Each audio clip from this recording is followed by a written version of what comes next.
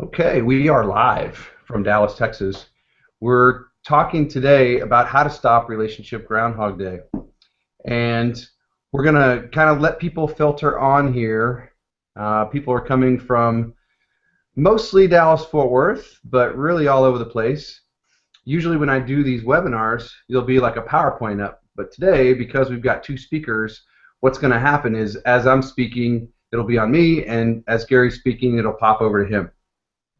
So we'll just kind of let people filter in, and I would start to do a introduction for you, Gary. But you're on your website. It's got a really good introduction, and there's so much on here.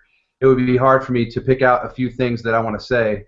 But the first thing I'll pick out is that you're kind of known as the people mechanic, and you are somebody who helps other people get from where they want to be to where they're actually there.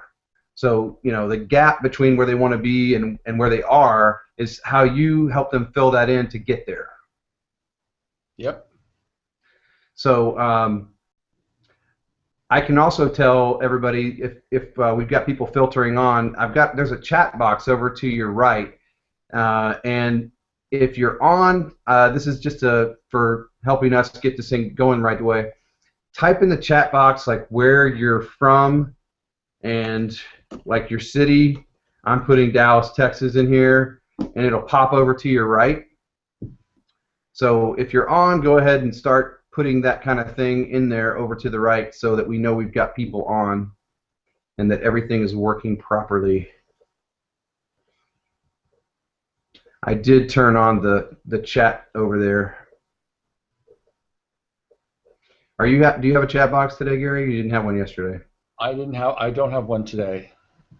All right. Well, it's showing up as a public chat. Oh, hold on. I think I do have a chat box today.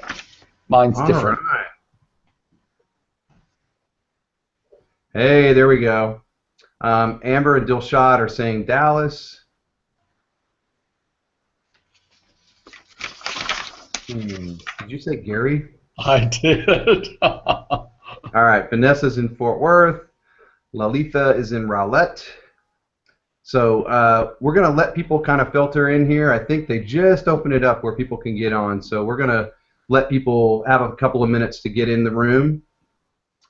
On your right-hand side, you guys obviously, some of you have found this box where you can type in, and you just type in what you want, and we're going to answer questions later. So you can put in your questions now, but I would save them until a little bit later so we can find them a little easier. We don't have to go back through the entire conversation. And we'll leave this open at the beginning, and then we will close it for a while we're going back and forth between me and Gary, because I don't want you guys to get too distracted. Cindy's here. She's over in Fort Worth. She's my co-organizer for my Fort Worth meetup group over there. Lori's in Fort Worth. Eric is in Richardson. Shauna's in Dallas. All right, here we go. So we'll do the introduction part again because I don't think anybody was on. And we'll probably cut off some of this first stuff just so that it's not, hey, welcome everybody over and over and over. If you're just coming on, if you would, type in the chat box over to your right, put in there, hey, even my head tilt was over to the right. There's a little chat box. Just tell us what city you're in so that we have got an idea of who's on. And we will get started here within the next 2 or 3 minutes. And anybody who's not on yet can catch up or watch the replay. So let's see. Probably get this out of the way. I'm Steve Zellers. I own a company called Dating Differently, and that's what we do. We try to help people get a dating life that they love and that works for them, and take the frustration and the pain that's traditionally associated with dating out. And Gary is the U.S. CEO of a company called Peopleistic, and it is not just for companies, but also for individuals to be able to do, I wouldn't even call it life coaching, I would call it everything from success to overcoming fears to I mean, a wide range of things. Gary, can you kind of give us a piece of that? Yeah, a lot of the work that I do is based upon a career that spans over 30 years. I've coached about 11,500 people to date throughout my career all over the world. And because 90% of us operates at the unconscious level, a lot of the work that I do is based in a process called humanistic neurolinguistic psychology, which is very much like the owner's manual for the human mind. If you like have a car and you have an owner's manual, then you can pretty much go in and know how to set the points and know what kind of gas and oil to put into the car. And so it becomes very much like that for our own reality. The HNLP work is very much about creating an owner's manual that if something isn't operating as well as we'd like it to be, we actually will have the tools and the education to know how to actually upgrade it and fix it. So for me, HNLP has always been a process of being able to go deeper in the coaching model and help people unravel the unconscious patterns that they have established from oftentimes childhood on. Okay, that's a perfect introduction because that's kind of what we're talking about tonight, Yep. specifically. So I think we've got a lot of people on, and we'll probably have more coming. There is a little technological hurdle to get over to get into one of these things. This system has changed a little bit, but so tonight it's kind of an enticing subject. How to stop relationship Groundhog Day. That is very loaded because we all know that in the movie with Bill Murray, Groundhog Day never ends until he actually gets it right. And in the context of a relationship, you keep learning the same lesson over and over until you actually get it. And hopefully we don't have to do all the crazy stuff he had to do in the movie. Let's hope So, not. yeah. So let's kind of talk a little around. Let me give a framework for the agenda for tonight. We're going to define it. We're going to talk about what some of the repercussions will be if we don't do something about it. We'll kind of do a typical scenario of how this happens to somebody and kind of do it more in a story fashion. And then let's talk about what we do want to get and then how we can turn it around. This is why Gary's here. He's helped a lot of people do this. And then the results of the positive change. And then at the end, we'll probably talk about some different ways that we can maybe help you do that with some support and accountability, which is, I think, a really big part of what we're trying to do to make this change. So let's start off by just kind of defining this. You know, I used a movie reference. Gary, how would you start to define this from a high level, not getting down into the weeds just yet? I think it is about stopping the repeated patterns of our relationship history. Much of what we've done is, you know, we've modeled the unconscious patterns of our parents because we had to actually adapt into the world. So we unconsciously modeled a lot of their roles and their interactions, and we walked away with this unconscious blueprint for relationships. And it's called in therapy circles an imago. An imago is the unconscious blueprint we model from our parents, and that's why it's unconscious, because the imprint period is generally between birth and 7. So based upon that, we will often find ourselves attracted to someone.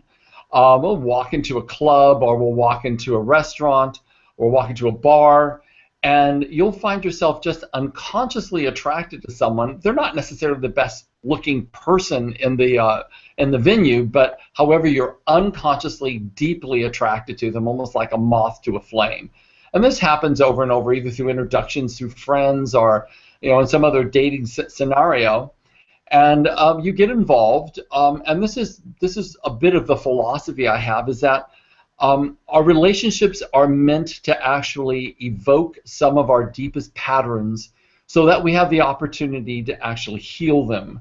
So I've often said relationships are literally the best seminar in town, because inside of them you can see parts about yourself that you can't see in any other context.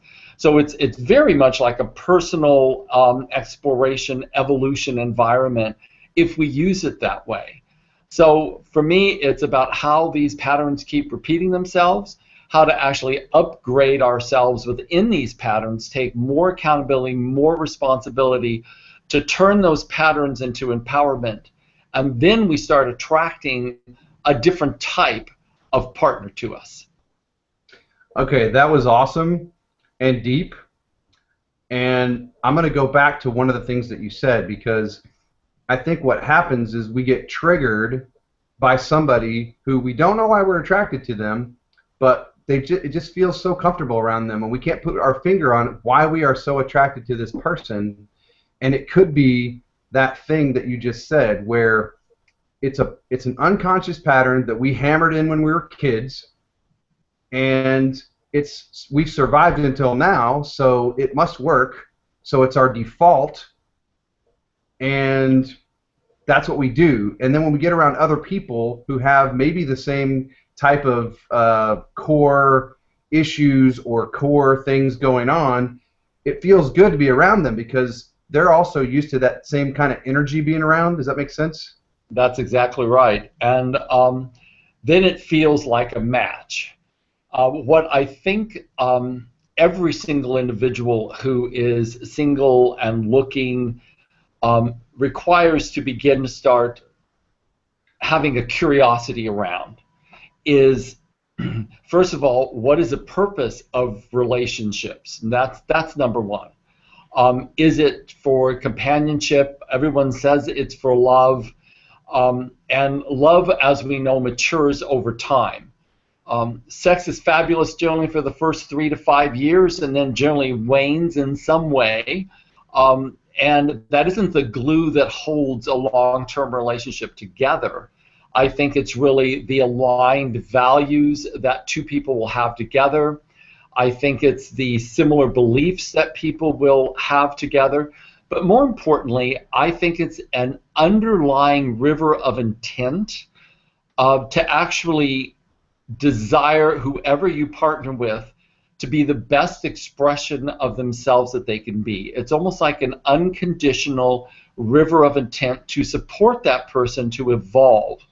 And when that same intention is given back to you, I think as adults we start to receive the type of support, acknowledgement, and validation that many of us never received when we were children.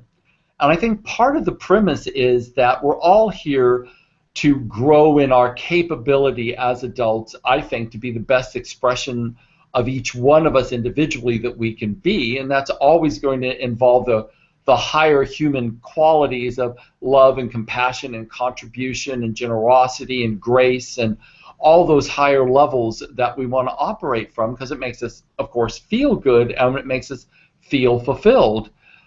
And I do believe that we do that more powerfully in relationship. I have this thought that I've always used in the trainings and courses and coaching that I've done, is that when you're in a relationship, if your partner drops their own light for themselves, pick it up and hold it up for them so that they can remember who they are. And when you drop your own light for yourself, hopefully your partner will do the same for you. Rather than judging and condemning and fault-finding and criticizing, help the person return back to the core fundamental values of which you fell in love with and you know at the depth of them they actually are. And Okay. that, I think, is a really high purpose and a way that we can heal some of these patterns. Okay. I mean, that's a very detailed, good answer. I would have been shorter on the purpose of relationships, and I'll quote Tony Robbins. He says the purpose of relationships is to magnify the human experience. Completely and totally. So the highs are that much higher because we're with a great person who supports us and loves us unconditionally, and the lows are less low because we got somebody to go with it through. I would agree. And one of the things I think is important is that ultimately, the human experience is complex and defined by each one of us individually. Many of the people that I've worked with in the past, it is about this ever desire to go forward and become, like I said before, the best expression of them they can be, and then share that with another person. So you're both moving forward in this place towards, you know, your ultimate joy, your ultimate life purpose being expressed, and your happiness. Okay, so that follows also into kind of a Joseph Campbell, follow your bliss, be the person you were born to be. I think that's exactly what we've expressed a lot within this group. And so I think that's a good definition of what we're after. And then the problem with having Relationship Groundhog Day is we are being triggered by the other person and we're not fixing it. I almost stopped you before. I think what we're doing is we're disposing of the other person whenever we get that feeling that we don't like when they trigger us, when it's that dysfunctional part where we're not healing from it anymore, and it's not just comfortable. It's like, ooh, I've got the same problem I always have in a relationship, and I'm being triggered here. Well, we are the common denominator in all of our relationships. Therefore, if we're the common denominator and we keep having the experience of a different face, same feelings, then a large part of what we're experiencing is us. And there's an opportunity there to change it, but we can't be expecting the other person to change, which is really what happens a lot in our relationships is we go, well, if you love me, you'll change. You'll start doing the stuff I like because I told you so. Well, here's the deal on that. I call those our secret contracts, sacred and secret contracts. Oftentimes, people will impose their expectations on another, and what generally happens is they're like, here, jump through my hoop of expectation so that I am feeling fulfilled and I'm feeling loved, and this is a criteria which I set for you to make me feel loved. But what ultimately can happen, not always, but can happen, is that the other person meeting that criteria begins to slowly become disempowered because it's not something they're necessarily doing out of their own choices. They're doing it out of the fear of losing love or losing popularity or losing the the wonderful experience of having their partner approve of them. So it's really about avoiding rejection. Okay, I'll buy that. So now I think we're getting into the repercussions of how it affects us when we get into these relationship Groundhog Day relationships. So I'm going to start off and say loss of confidence. You start thinking, what's wrong with me that I keep having this happen to myself? I think it ultimately boils down to a loss of self-esteem because there is an underlying foundation, and I'll say, Steve, out of the 11,500 people I have worked with from every walk of life and just about every culture, it comes down to this one core issue, is I'm not worth it. Something's wrong with me. It is about this low underlying level of low self-esteem. So when that begins to happen in one relationship failure after another relationship, because the patterns haven't been addressed, the unconscious workings of how someone will sort on their relationships, the unhealed patterns that people will live in, go unrecognized and therefore never even looked at or worked on. What happens is, as those repeated failed relationships happen, their self-esteem continues to nosedive to the point that they believe that they're unlovable or something is actually deeply wrong with them.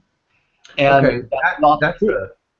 That's a heavy-duty one, and I'll go with that and just put decreasing trust in ourselves, like we don't actually trust ourselves anymore in our decisions and who we choose.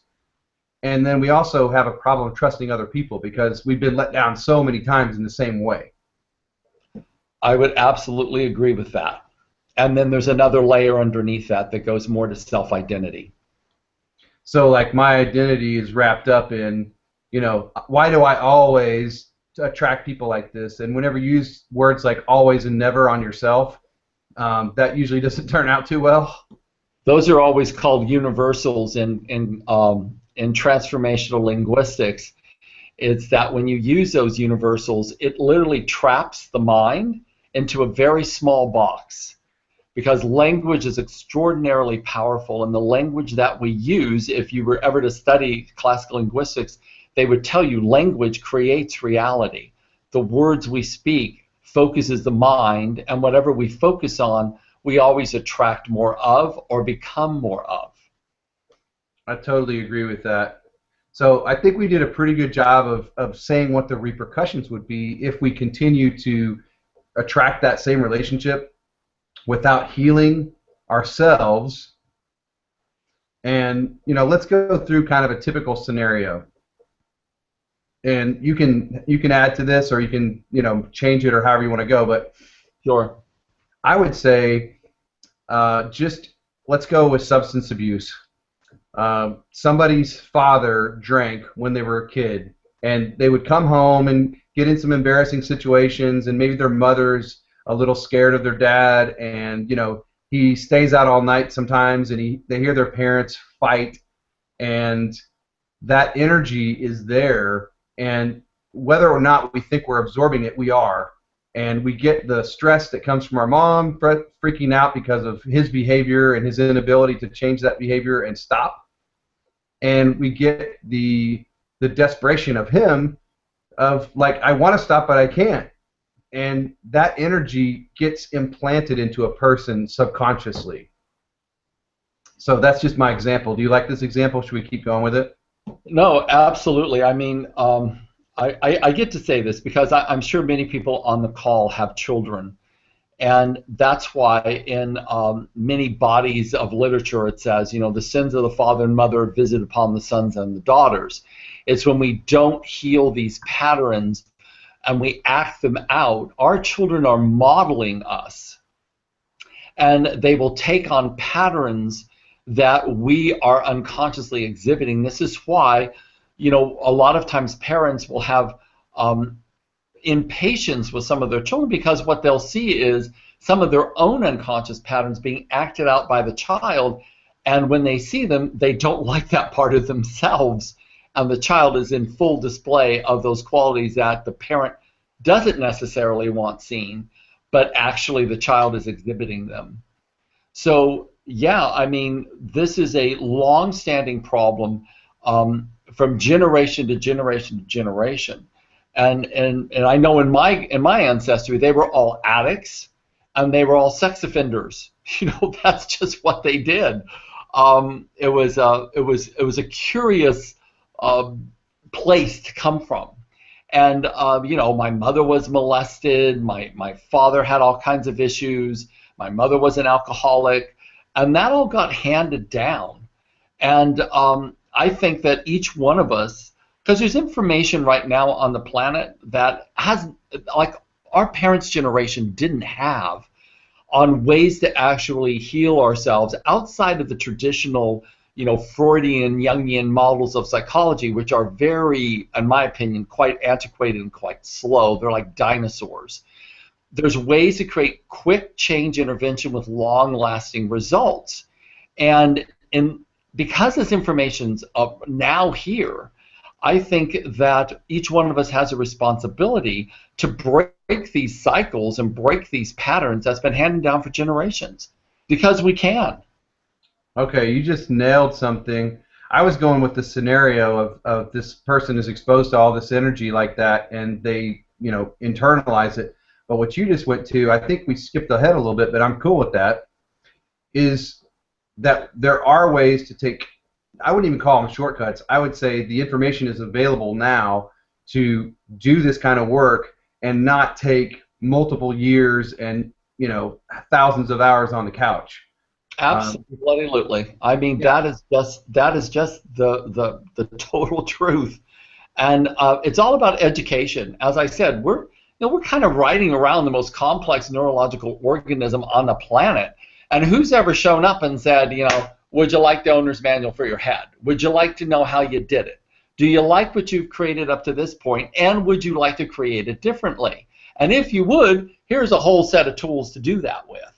And that's what ultimately you and I and Amber are all gearing up for. We're gearing up for being able to supply tools that are different, that can actually progress people quickly. Excellent.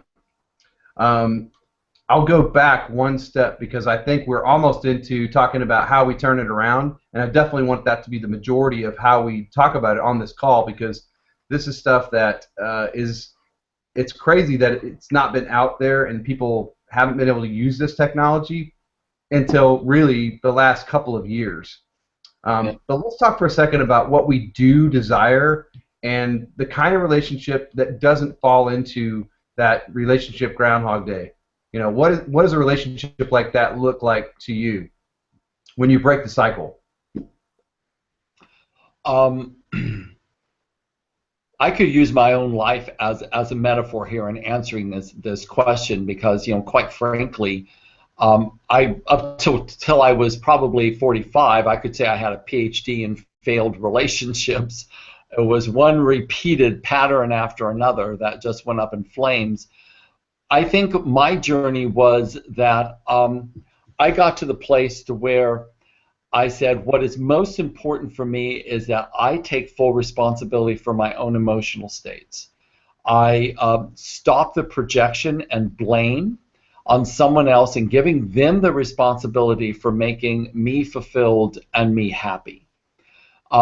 I told the truth in a kind but yet incredibly authentic way that if the truth for me, my truth for me, was that if that couldn't be honored in my prospective dating scene or person I was involved with, if we couldn't talk about our differences and I couldn't be completely authentic, which means I wasn't hiding any part of myself, that when that happened, when I could have that level of authenticity and emotional safety, I finally began to evolve to a place to where I attracted someone who could tell the truth valiantly, who could hear my truth without condemnation, and we could work towards a great way of how we were going to meld our lives together. But it came first from me taking full responsibility for my own emotional states. And this is one of the, I think, important tools in that. And is it okay if I just launch into some tools real quick? Yeah, I mean, I just wanted if we can stick in this section for just a second. Okay. I want to talk about partnership because that's what you just described is somebody Yep. who unconditionally is loving you, who doesn't have judgment for you, who's not gonna say, "Here's my hoops and jump through them, or else I'm not sure I can love you." They are actually giving the unconditional love, not expecting it to all come back. They're giving it because they're full and they're responsible for filling their own glass. Well, let me just say, it is so vitally important that, and I think you gave a great metaphor there. It's so important that we fill our own glass. We fill our own glass with our own validation, our own self-respect, our own self-love, our capability of understanding what our values are, and then aligning our words, our thoughts, and our actions to those values. Because when we do that, our self-esteem does this. And when we are in that place, we actually can attract someone else who is doing something similar with their lives. Rather than having two halves come together to make a whole, have two wholes come together actually to make a dynamic force for good. Now, I have to say this one thing, Steve, because I think this is important. There's an organization called the Heart Math Institute. It's a group of research scientists that actually did a whole study on how human beings influence one another. They were hired by the Soccer Association in Europe to actually understand how 10 hoodlums could incite a riot in a stadium of 10,000. Through that research, what they actually began to discover was that there is an energetic field issuing off the body 15 feet from the body that's measurable by science that influences other people. Now, when I started thinking about that, I thought, well, you know what, they're beginning to prove that there is this, a lot of people talk about the law of attraction and which I think is a really curious and great conversation. But science is actually beginning to prove that there is this field of energy that issues off the body. It is measurable. And the part that I think is fascinating about that is people don't necessarily understand how they create that field. And they create that field by their overall emotional states. Now, if we had more time, which at some point we can maybe get in and do a conversation on this, I will speak briefly about this, but that field is created, the emotional states is what we have to be very curious about, how we're creating that, because that is the fuel that literally drives our life. All of our behaviors are literally emotionally driven, but rarely do people understand the science and the neuroscience behind how they're actually creating their own emotional states. Therefore, they think it's happening to them rather than happening from them. So the emotional states that each one of us walk around in is really what's attracting or repelling potential partners. I'm sure that you've met people, and as you meet them, you can almost feel the well of need from that person. Or you are with people and you feel this sense of confidence and self-reliance, and they know who they are. Now, I know that many people would rather be involved with someone who knew who they were and had a strong sense of self than someone who was rather an empty vessel attempting to be filled by someone else who would generally suck you dry of all of your energy. Do you want to be involved with someone who's whole, or someone who is looking for that pitcher to fill up their empty glass?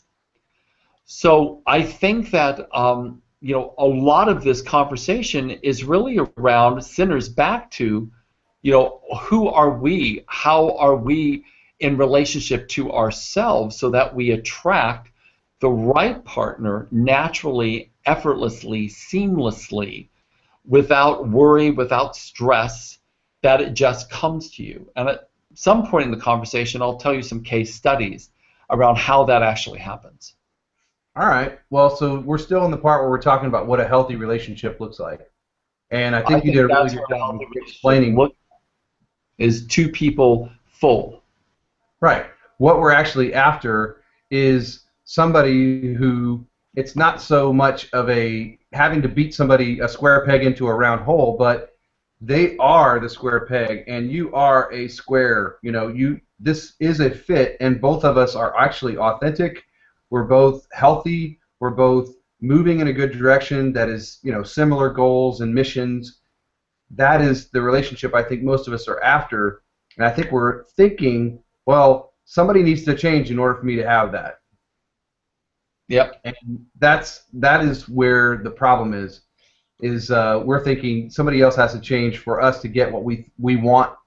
But what we're desiring is a whole and healthy relationship with somebody else who is able to give unconditional love and receive it without it turning into what typical relationships do, which is, you're hurting me, I'm going to have to leave. Or in the case of what we said earlier in this conversation, this is a pattern that keeps repeating itself, where somebody comes in my life and they feel comfortable at first, and then they're triggering me and I'm getting upset about it, and instead of fixing what's been triggered, I get rid of them because it's too easy to find somebody else and you're hurting me, right? And making them wrong for how I have made myself feel. So I think we've done a good job around that. Now, sorry to stop you before, but now let's talk about how we turn this around. How do we rewire these patterns and habits that have created this problem and actually go after the real root of this problem, Gary? Let me throw out some ideas. I think everyone is like all life, it's in a state of evolution. We're all growing, we're all evolving at some level. And oftentimes in relationships, people, they don't show up whole. They come together sometimes to even find themselves. And that's not necessarily a bad thing. So I want to kind of backpedal a little bit and talk about some real practical things that people can begin to do. I think that setting up some criteria about what requires to be present for a potential relationship that evolves and that actually becomes healthy. And I think one of the criteria is similar values, that people understand what their values are. Every relationship or marriage that I've coached that has stayed together when they reach that point of disillusionment, or that one is questioning whether the relationship's worth saving, is simply because of a breakdown in values or very different value systems in each partner. The next is, do the partners actually have conflict resolution skills? Can they have conversations without blame and without pointing the finger? That's another really important element to increase the viability of a relationship working. And thirdly, is there a predisposition for both people to desire to evolve themselves, to better themselves, to actually do something that's purposeful with their lives that they can align to? When a relationship has a common purpose, it's a very strong binding agent for that relationship. So I just wanted to state that about relationships, that there is some criteria I've found in all the work that I've done with people, that when those three elements are present, it makes a very cohesive foundation for people to build a long-term relationship on. All right, so we're starting to talk about how we rewire and these patterns and habits that don't serve us. What it sounds like you're starting off with is there's a whole bunch of prerequisites that maybe we should be looking for, the common goals and the healthy people, as opposed to looking for somebody that we're attracted to, which is always a nice start, but looking for the attraction is a nice benefit, but common mission and goals is what I'm hearing from you. Yes, because at the end of the day, beauty fades, and purpose and values and the unconditional caring for another person can last till the end of a person's life. And those are really the pearls of a relationship. Of course, there are lots and lots of tools. I was talking to a client today, and I said, I have over 100 tools in my pocket to help people actually break through the unconscious patterns and wake up to a whole nother level of who they desire to be in life and in their relationships. And so we've spoken, you and I, Steve, about this one core thing on values and how important it is for people to understand what their values are. And we have different methodologies of getting to what those values are. But in the work that I've done, the top 5 values, after you do a hierarchy and you do a contrastive analysis on the values, the top 5 values drive your behavior. And when people are in alignment, their word, their thought, and their action are in alignment with those top 5 values, they are congruent. They feel happy. They feel actually fulfilled. I always have clients write out a mission statement, like a life mission statement, for themselves to help guide them in when they're making decisions. Does it align to my values? Does it not align to my values? So that they can actually make decisions that will build their self-esteem rather than deplete it. Most people don't know what their deepest unconscious values are. They know maybe what their conscious values are, but not what their unconscious values are. And they find themselves doing behaviors that oftentimes they walk away from that and their energy drops. They suddenly don't feel great about themselves. They don't even know why. Undoubtedly, it's because some behavior, some action, some conversation was really quite contrary to what their deepest core unconscious values were. So when people actually go through the process of values and the elicitation of them, design a life mission statement from those values, what begins to happen is they have a reference point to guide all their decisions and their behaviors. And that increases self-esteem. That sounds healthy, and that sounds more like where we're going. Um, and I wanted to go just right to the root because this is what we said earlier: is there's tools available to really just go right after this instead of, gosh, I'm gonna have this is gonna take years, and thanks Doc for Freudian couch work for 5 years. Going right for the root of something like this is, and tell me if I'm on the right track here. I think the reason why we keep choosing the wrong person is an unhealed emotion around the stuff we talked about earlier. Is I haven't dealt with the thing, so I keep attracting other people who trigger that thing, and I'm not in a healthy relationship. So I keep attracting that. It's the Groundhog Day, and I haven't got the lesson, so I'm going to have to keep getting the lesson until I do something about it and heal it and get on the other side of it. I mean, there's so many places that I could take off and talk about from that. Um, so if we're going to start looking at root causes of what drives some of these deep emotional states, we have to start looking at then how do we create our subjective experience. So I'm going to have to get a tiny bit technical here. So you just ask questions for clarification, Steve. First of all, we have to realize that we are a collection of a whole lot of different experiences. And those experiences are generally these one-time significant events that have happened to us. Each one of us on the call has had some kind of key significant event that has reshaped the way we see things, that has developed lots of beliefs around it. Some of them are great experiences, there's no doubt. Some of them not so great. Some of them could even be traumatic experiences that have, caused us to see the world in a very specific way. So if we're looking at the root of things, we first have to go to how do we neutralize those really deep, profound, core limiting experiences that still have negative emotions around them that cause us to be reactive rather than proactive. Because if we're reactive, what's happening is the reptilian brain clicks in, dumps cortisol and adrenaline throughout our nervous system. The frontal lobes, which is our reasoning, shuts down, and we go stupid. We respond in an over-emotional state, and then we lose our power of choice. Is this also like fight or flight? It's all fight or flight. I just explained what the neural kind of process was that happens to us. It's all fight or flight.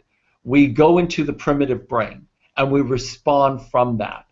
And whenever we're doing that, we're generally not responding from our values. We're generally not responding in a way that is showing reason, because literally biologically the frontal lobes shut down when the reptilian brain gets triggered off, our primitive brain gets triggered off.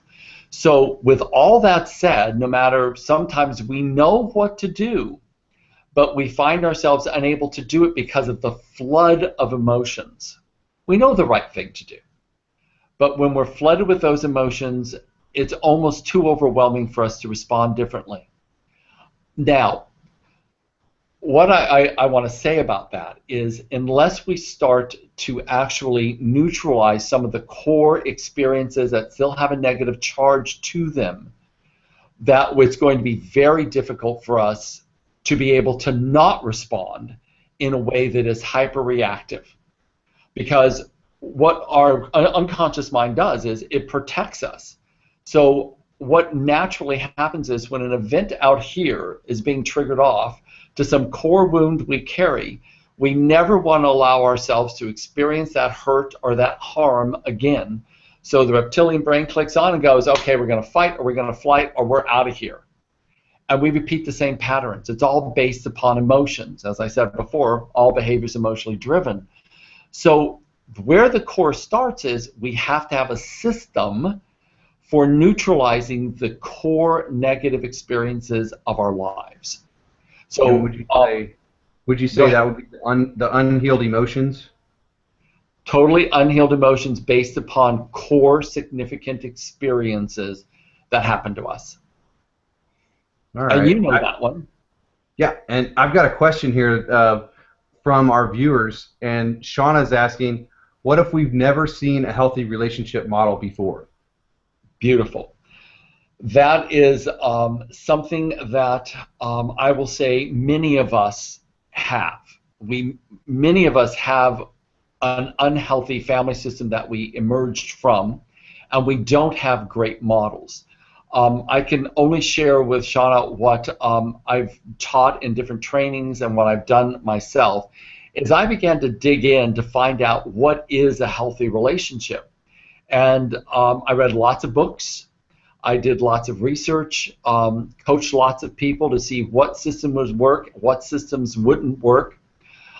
There's a lot of information out there on literally relationship healing. I was just given a book title today that I think is a worthy read. It's called The DNA of Relationships by Dr. Gary Smalley. I think that's a great read. There's a great read by Harville Hendrix. There's two books that he wrote, Keeping the Love You Find and Finding the Love You Want. Those three books would keep a person pretty busy in the ability to start looking at what is a healthy model for relationships. Both of those authors will come back to one point, and that one point is that you have to do the personal inner work to get your own self healthy. I mean, I grew up in a household that was like a bad Andy Warhol movie on methamphetamine. There was everything that could happen within it. There was child molestation, there was attempted murder, there was suicide, there was alcoholism, drug addiction, and rape. So there was all this stuff that happened within the four walls of my family. I looked at that and I thought, well, over time I thought, I won't say I thought it immediately, but over time, I thought what an incredible college or university I went to show me all the things I will never desire to repeat or do. And it set me on this path to dive down really deep and find the answers on what created insanity. It set me up for everything I've studied and hold dear to me, is how do you help people stop suffering? Because I saw, as we all did, I'm sure, on the call, many of us saw our parents and people that we loved just suffering, and we looked at it and we thought, for no reason. It's just from positioning and unable to see each other's points of view, but deep, profound suffering. So do the research, get coaching, go to trainings. You will find the answers, but it will still come back to still how healthy you are and being able to act more out of your values and your aligned self. And I do want to say this one small thing, is I really believe that each one of us came in rather pure, rather innocent, quite beautiful and quite magical. And we were put into a family system where we had to adapt to the appearance of the loss of love. That shaped much of our way that we unconsciously see the world. But we're adults now, and we have choices. And there's information that we can utilize that will unravel this mystery in lightning speed compared to what other generations had. So now's the time to actually help ourselves get the education required, unravel the mystery, and turn into this person that we came here to be, not allowing anything to stand in our way of our happiness, our fulfillment, and most importantly, our contribution. Really well said. And I'll go back and hammer on one more point in there. I think part of our mission, part of our reason why we are here on this earth, is to break whatever patterns are dysfunctional to get to the life that we were meant to live. Would you agree with that? I would. And I see Cindy has written up a question, which I think is a really powerful question. you mind if I go there, Steve? Yeah, go there. Read it. You want me to read Okay. the So question, or go ahead? Cindy Hyde asked, is it true that we seek the love of a partner that is representative of one parent, and then we model the behavior of the other parent? And today I would say yes, when we're unconscious to our own personal power. If we're following our own unconscious patterning, that can be a dynamic that can easily show up in our adult relationships. Everything that we're speaking about now is about how to begin that unraveling, so we're not following in the footsteps of our parents, well-intended perhaps, but that didn't necessarily have the education, the tools, or their own family healing, their own healing from their own family issues that caused them to behave and act like they have. I think that it's really important for us to know that we have choice. This is where the empowerment comes in.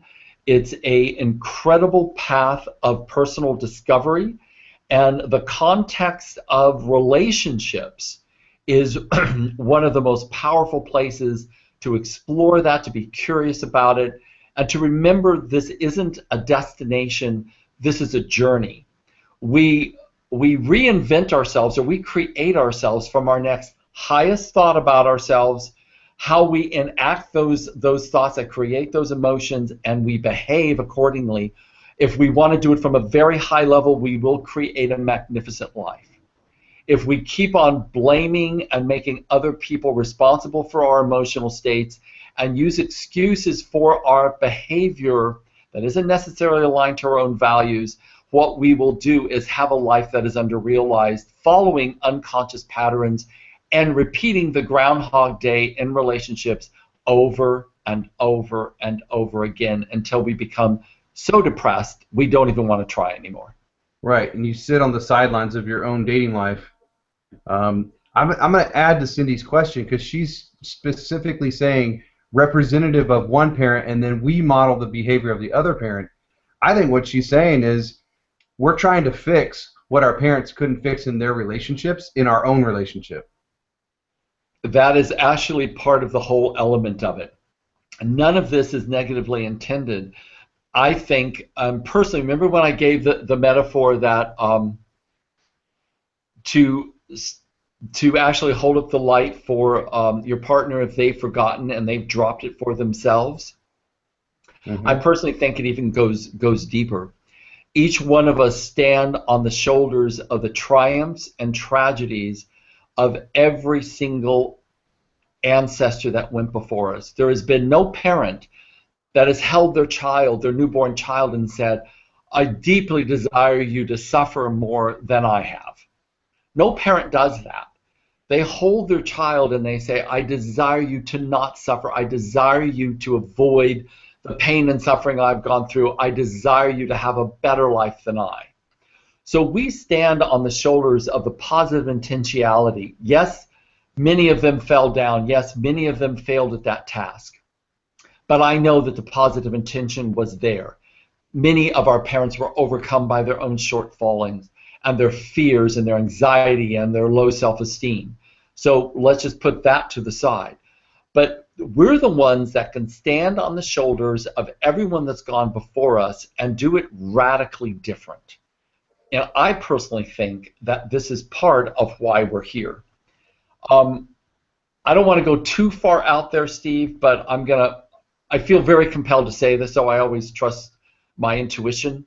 I always think that there's purpose and order to life. And here we are, each one of us, we came into a particular family system. Out of all the trillions of genealogical combinations, whatever this principle is that is us, you can call it universal mind, you can call it soul, you can call it whatever you want, comes into a particular little body created by this type of experience that our parents are creating. Father brings the unhealed issue of his ancestry, the mother brings her unhealed history of her ancestry. They create this dynamic that we have to model. I don't think that that's happenstance. I think that that's purposeful. I think each one of us is here to learn something quite profound from the circumstances that we grew up in. I think we're meant to overcome the shortcomings of our parents. I think we're meant to be able to evolve to the place till we only have a blessing on our lips for what the gift, I will say, just the gift of life, and without blame, to be able to actually go through our life free of all the resentment, all the regret, perhaps even the hatred and the anger. Most importantly, to live without the fear. And I think that that's a very powerful thing that I've witnessed many people that I've coached in relationships. They carry so much luggage from the unhealed issues of their mother and father that occupies a lot of their space. And we attract or we repel accordingly. So if you want someone to trigger off your core wounds as a child, leave those core wounds unhealed, and you will attract the person that will make them into fireworks on the 4th of July. Heal it, All right. and you start attracting someone completely different. So let's talk about how, what's the shortcut, because there definitely is one. I say target that unhealed emotion and figure out, can we make an unhealed emotion go away, or do we just figure out a better way to cope with it? What do we do with it? You can actually neutralize it. And let me just go to that one thought about core traumas, our core negative experiences that happen to us that we drag around with us, because many of us have an event that happens, and then we create a constellation of beliefs around that event that turns into how we actually perceive the world, the lens that we see the world through. That becomes one of the greatest limitations to many of us, is that we will look only through the filters of our own beliefs, which are created by core significant events. So the first step in being able to align values, shift limiting beliefs, is really going to where those limiting beliefs were created, which again is a core negative experiences. There's a process in the HNLP toolkit or repertoire. It's a process that actually I created about 15 years ago that decodes the nervous system in anywhere from 5 minutes to a half hour from any trauma. It works every time. I think the last person I worked with before I moved back to the States from Australia was a 75-year-old woman who had cut her daughter down off the rafters, having been dead for 6 days, who committed suicide. And she had carried this trauma for 15 years. And there were a whole number of triggers in her everyday life that triggered off, it was really PTSD, triggered off the PTSD.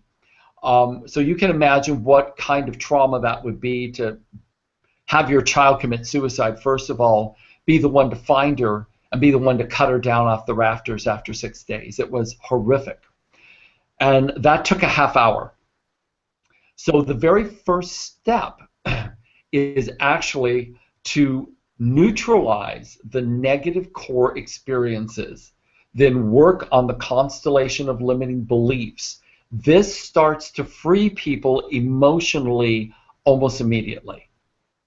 When you do that, things start to change very, very rapidly. You align your values. You clean up your language to first-person accountable language. We stop using words like you make me, they make me, it made me. You stop using all that language and you start using language like I created for myself. I require clarity, rather than I know what you're thinking and I know what you did and I know that you did that. Rather than that, you say, I created for myself this particular interpretation, and I'm asking you, because I'm steaming like a fish on the fryer right now, and I'm really angry, but I know that I'm creating the emotional states. It's a trigger for me. I am going to be responsible for this. I require clarity from you. What was your intention? What were you feeling? What's the emotions that you were experiencing that had you actually say or do what you did? When you can get an individual to start having those levels of interaction, they take full responsibility for themselves. When they do that, their self-esteem does this, and they get respect and validation from the other person because they're not crucifying them, and they're not victimizing them, and they're not making them the perpetrator. What they're doing is they're being responsible and creating a space of emotional safety. And ultimately, Steve, in my opinion, that's all any of us really desire. We want to be seen for all the warts and the failings we've all got, and we also want to be acknowledged and validated for the brilliance we all are and be accepted for all of it. Right, all the good and all the bad. And something else you said I want to reiterate is you can't make somebody else responsible for a feeling that I'm having because they're just stimulus. I am the one who created the actual feeling that I'm having, and I did my own chemistry set inside of myself based on your stimulus, but making somebody else wrong and responsible for something I'm feeling without going back and doing what you just said is really how we end up getting into arguments. Absolutely. Cindy's writing some great questions. I wanted to just respond to the next one. She said, it seems like people are trying to find that love. That's when Groundhog Day happens. And I would say absolutely, because that is the environment in which our deepest wounds get triggered. And so I would say if that Groundhog Day is happening when you even attempt to go out to date, then you're not ready to date. The first step is you require to grow inside of yourself, evolve inside of yourself. Like you and I are going to jump onto these webinars, and we're going to, talk more in depthly about some of these tools. Because Cindy asked another question: what is the HNLP toolkit? And it's a whole series of different process work that actually begins to help people unravel. Like my whole dream is at some point we'll do some seminars, we'll do some live events where I can actually teach people how to actually work with these processes with each other and with themselves, so we can start looking at how do we get the whole group to actually take these tools, apply them, get the breakthroughs, and get themselves to a point where they're really internally quite strong and powerful.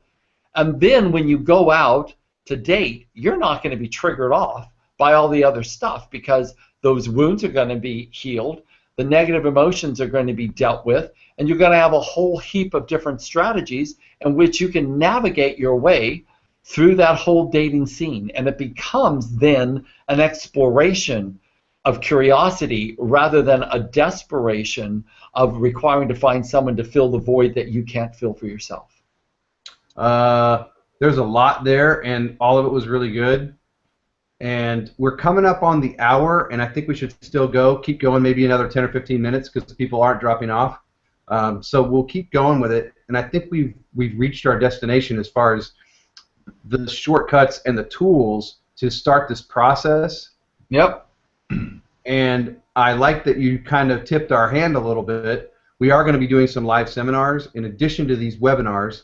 Webinars are just more to get people exposed to an idea and get them familiar with some terms, so that when we get in person and when we do some live work, you have an idea of where we're going, and we're going to process some people live and actually say, what's your name? What specifically are you working on? Have you identified the core wound? And maybe if they have it, maybe we can help them get there. Absolutely. I mean, that's a heap of the curiosity and the ability to help people get self-awareness. And with that, self-awareness is the very foundation of all personal leadership. And that's what each one of us require to, focus upon before we're ready to go out there and actually engage with another person. Are those same patterns are going to evolve. And they'll come right back, and Groundhog Day will be revisited once again. Well, and the healthy person who has dealt with those with the Groundhog Day issue, their top one anyway, or maybe they found their top 3, you're going to continue to find them. So it's not like, oh, I got them all. I played whack-a-mole and all of them are gone. I don't have issues, because we get new ones. Well, as I said before, it's a journey, not a destination. But here's the real here's a real, I think, the tester of progress is it's how long you stay in the Groundhog Day. When the Groundhog Day starts to happen, you go, oh no, I know this one. I know exactly what I require to do to end this particular story, and you take that action in the story quickly. I think that that's the most powerful testament of the progress that you made. When I was still dating, I was dating, a bit, and I would find myself going, okay, well, I see all the red flags, and I'm not staying in that particular scenario more than another half of a day. I'll have the authentic conversation. I'll cut my losses because I know that the basic fundamentals of what I know is going to make a great relationship for me isn't there. You discover it quicker, and you make your choices faster with kindness and with respect, of course, and you make yourself then available again until you grow inside of yourself so that you are in the right position to attract the right person. And they do come. They absolutely will come. There's no doubt. I've seen it hundreds of times. Clean Yeah, up I love the that you said internal it like generator, and the external reality changes.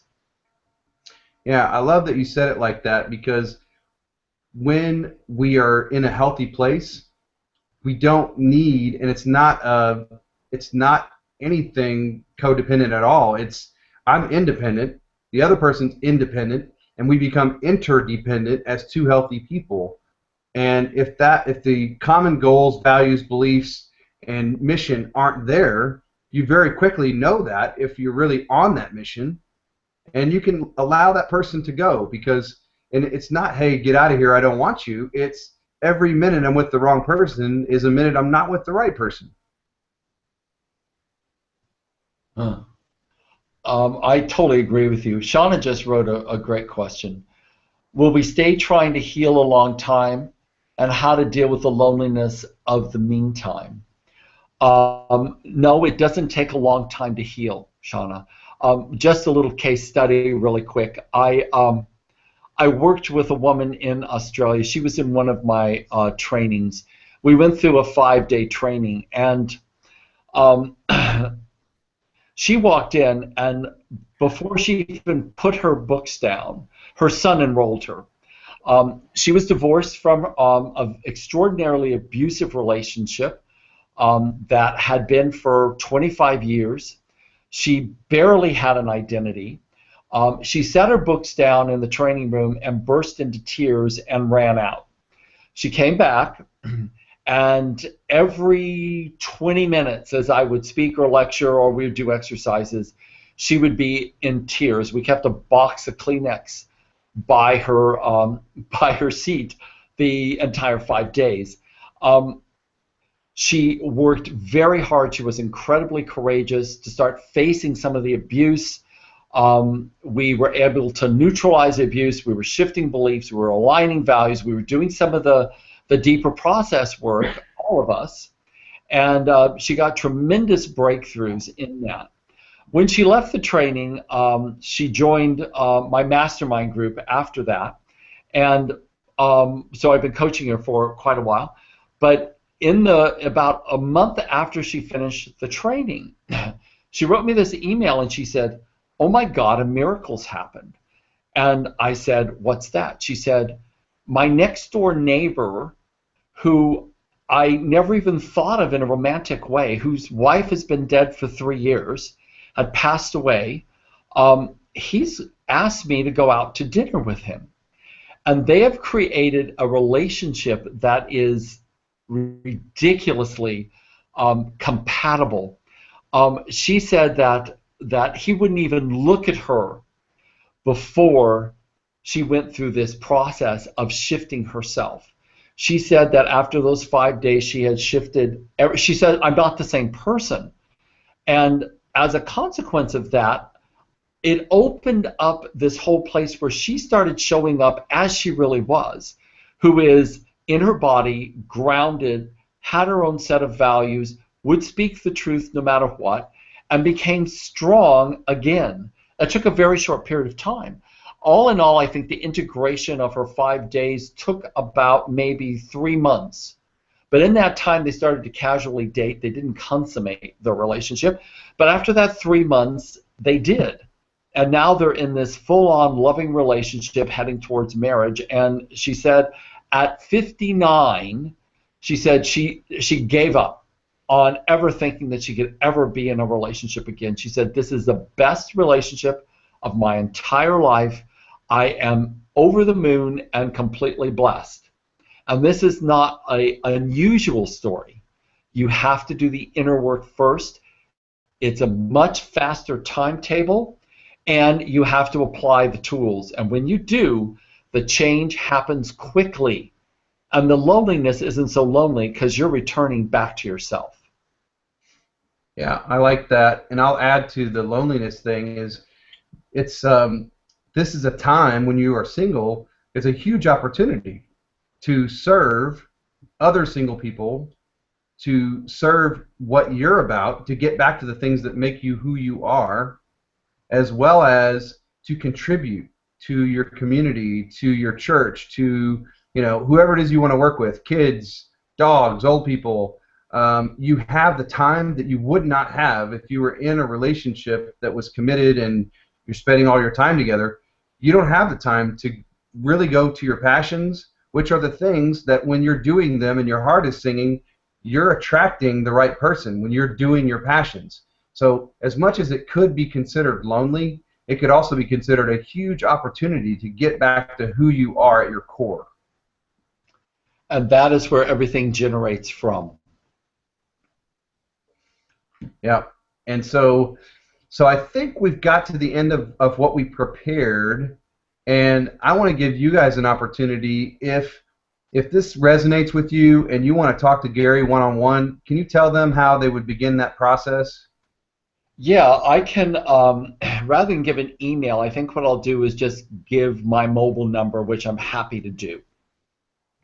So I'll give that mobile number out. It is 972-998-0928. All right, man. It's all over the internet now. It's going to be on YouTube. Well, I could get some really breathy calls, couldn't I? Yeah, we can all use that out. I was just doing it for the group. But you're right, it could be, so we may want to edit that out. Can you type? Well, here, let me put in my email address, and that may be a better way. Yeah, just put it right in the chat box, and we'll go from there. Okay, let me post that puppy up. Yeah, Gary at peopleistic.com. Oh, and Amber just wrote something nice. Yeah, there's a testimonial for you. Yeah, so, fabulous. So just to start to put a bow on this, I just want to tell everybody online, if you have a question, go ahead and type it in the chat box, or we might miss you. We aren't going to have like multiple way video. It's just going to be me and Gary on this call. But if you have a question, put it over to the right in that chat box, and we will try to get to them. But I think we really exposed what Groundhog Day is and some ways to begin to deal with it. And I want to tell you guys too, Gary's available. But there's another thing too that some of you guys have heard about and some of you have not. It's called the 30-Day Dating Differently Challenge, and it's literally starting to find a new way to get the results you want in your dating life. And so, especially for the question from Shauna about loneliness, if you have a tribe of people who are your support and accountability, you can actually fix that problem with a group. So it's not just you, there's other people helping you do it as well. I mean, one-on-one with Gary is great, and you will get results from that. But another avenue, if you choose one like this, you're going to have, the last time I did this, I had 12 people in the group, and it was a 5-week process. It was every Tuesday night for 5 weeks, which is a lot of time commitment. We're going to do a little different this next time, but January 31st, I'm launching a new one, and I'm going to put it into the chat box here, but I want you guys to go check out this website. Whether or not you think you're going to do this, go see what it is, because this is the mission of Dating Differently. is to actually help people get a love life that they love and enjoy the process, enjoy the journey, like Gary said, so that it's not just, oh my gosh, this is so frustrating, I'm not meeting who I want. Um, Instead of making it about the other person, start that process of getting the results you want by working on me first and being the person you want to find. So if I could nutshell the whole process, it's the first week is all authenticity and getting to your core and getting to who you are born to be and your mission. And there's a lot of tools to help you get there. And then the second week, and this is if it does done by weeks again, I may do it all on one day just to really knock it out and give you lots of notes and materials. The whole second section is on healing. And I'm going to have Gary come in and talk about how do we begin this healing process, whether that's one-on-one sessions with Gary or we're going to process people, if we get a good volunteer, we'll do it right there in the room where everybody can get the experience at the same time. And then the third section is all about self-love and showing up that confident person who is the person you were born to be, and stop making myself wrong for those things I don't like about myself and begin to integrate my head, my heart, and my gut so that I'm completely integrated and I show up as the person I was born to be. And it sounds like a big project, but with a group, it's a heck of a lot easier. And then we actually start talking about dating strategies in the fourth section. So we don't talk about dating almost at all until we're way into it. And by then, you've got some basis to use those tools that are going to be about dating. And so, obviously, Gary, you're going to be invited. I hope we can make that happen where you can actually be there and do some of this work that we're doing now in the process of that challenge. I would be really, really happy to participate. And I just wanted to say, Steve, that I have such a respect and admiration for you because I know how committed you are to helping people, stop their own personal suffering. As am I, as is Amber, and I think it is such a powerful thing to build a community that's based on truly desiring people to heal.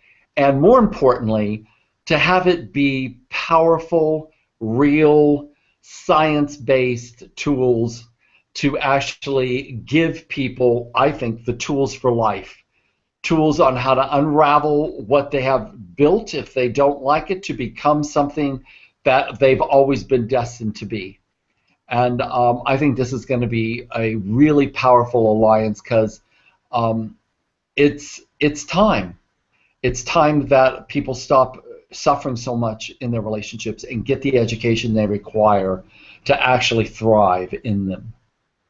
Yeah, this is stuff that people did not talk about. It was like, I have my own little prison, and I stay home as much as I can, and I go out when I have to, but this is my own suffering, and I'm going to stay here and set up a tent. And yeah. I think the entire energy of the world has started to shift. And I think this started like in 2012. Yeah. But even in Texas, I know we've got people from all over the place on this call because it got posted on Facebook, but Texas is kind of set in its ways, and California has been here for many years where it's like, I'm open to some different ideas that may not be the ones I grew up with, but Texas is starting to be there, and which is why I'm so happy that you're here. You moved here from Australia just a few months ago, and as soon as I met you, I knew we were going to work together. Because the language you use is healthy, past-it language that helps people very quickly get to the issues and start to move out of those issues and into the life that they were born to be living. Absolutely. And again, I am thrilled to be on the call, and I want to thank everyone on the call for all the questions that they answered or asked.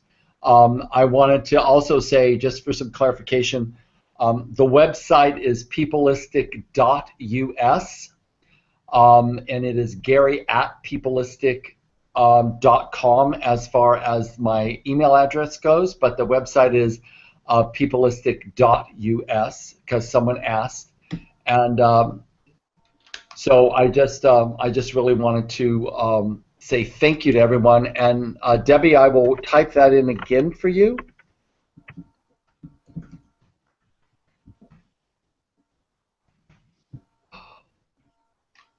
I had a question. Somebody was asking when we do that program for the Dating Differently Challenge, is it going to be live or is it going to be on the internet? And my goal is to do it both ways. I've actually done it live mostly, Yep. and if it is live this next time, I'm going to have it really professionally videotaped so that it'll be a self-paced, do-it-yourself course next time. But you'll still have access to the community, which is the most important part.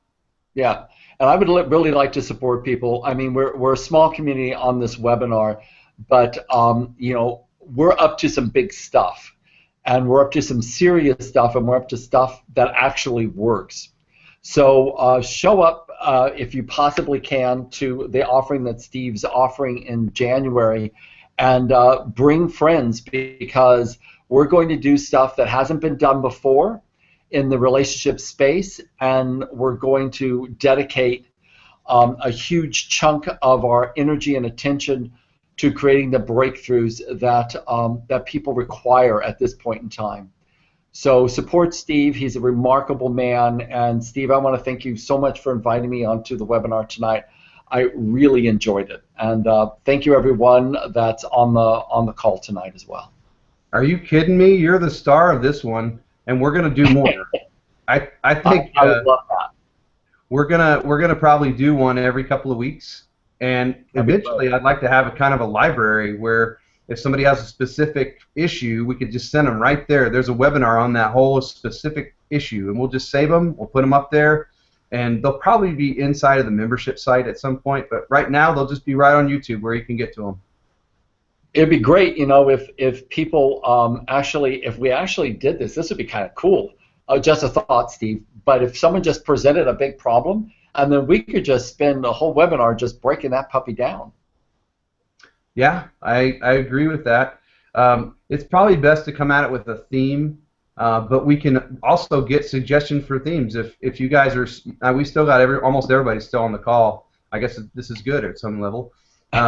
If you have something you want us to cover, we'll start asking that, and you can put it into the chat window right now. But if you have like a big overall one, the ones that I've done before have mostly gone around finding someone worth dating, which is actually what people think they're looking for when they're out there looking, and they're looking for somebody who's worth dating, somebody who's, these particular qualities that I'm looking for.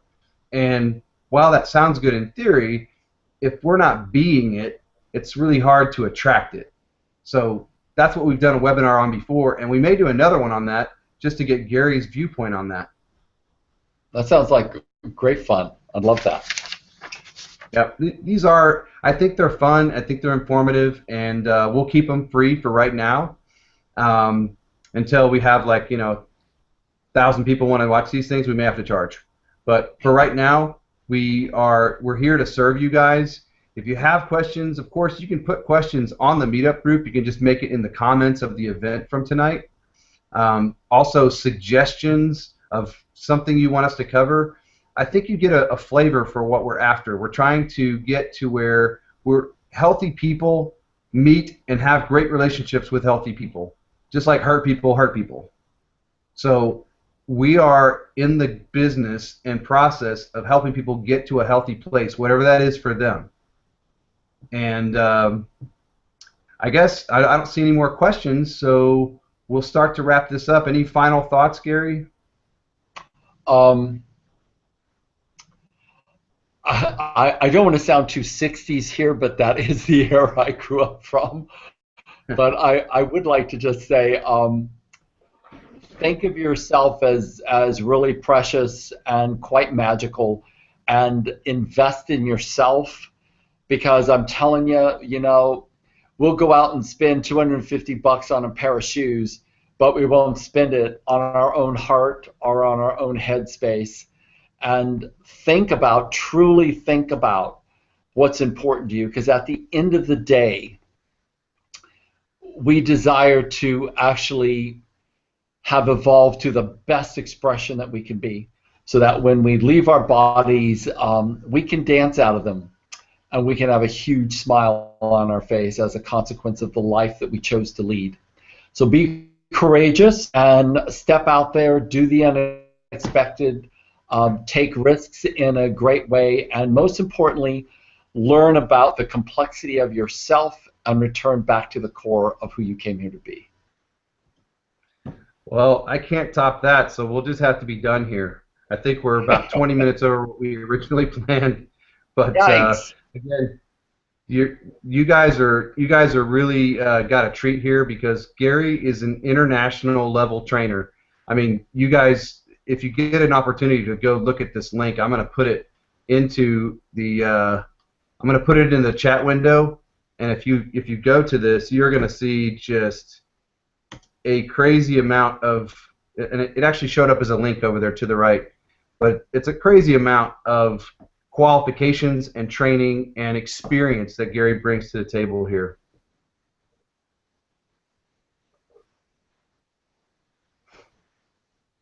I don't know if I did something to screw it up, but it's kind of locked on a photo of me here. Can you hear me, Gary? Yeah, it is. I'm I like, think what I'm happened? still legal. Maybe it doesn't like the link I put in there, but there's still some people on, so we will we'll go from here and we'll go ahead and shut this one down. And Okay. it looks like it's back on working. Yeah, you're good now.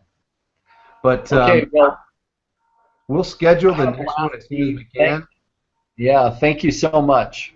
Hey, thank you for your time and expertise. Just you're speaking the language that's going to get people on the other side of these issues. So I love it. Thank you, man. You're welcome. Take All right, care of we're yourself. locking this one down.